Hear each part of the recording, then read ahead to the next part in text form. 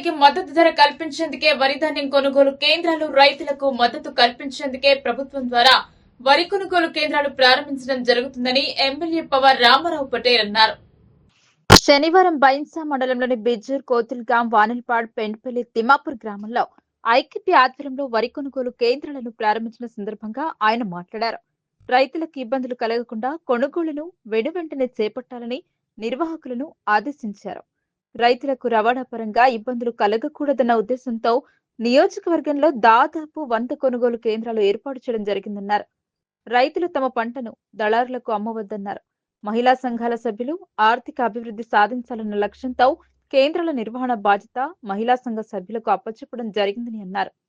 కొనుగోలు కేంద్రాల ప్రారంభం సందర్భంగా మొదట పంటను అమ్ముతున్న రైతును ఎమ్మెల్యే సన్మానించారు. కార్యక్రమానికి హాజరైన ఎమ్మెల్యేను ఆయా గ్రామాల ప్రజలు స్వాగతించి శాలువాతో సత్కరించారు. కార్యక్రమంలో market committee chairman Anandrao Patel, తహసీల్దార్ Praveen, MPDO Neeraj, MPO Jadhav Pradeep, senior నాయకులు సోలంకి భీమరావు, బైన్సా మండల బీజేపీ అధ్యక్షురాలు సిరం సుష్మారెడ్డి, వైఎస్ ఎంపీపీ గంగాధర్, ఆయా గ్రామాల నాయకులు, మాజీ ప్రజాప్రతినిధులు పాల్గొన్నారు.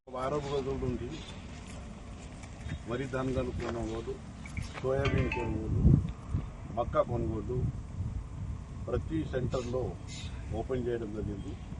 ఈరోజు బైన్సా మండలంలో వానల్పాడు విలేజ్లో సన్నమడ్లు, దొడ్డు అట్లు రెండు కూడా ఇనాగ్రేషన్ చేయడం ఉంది.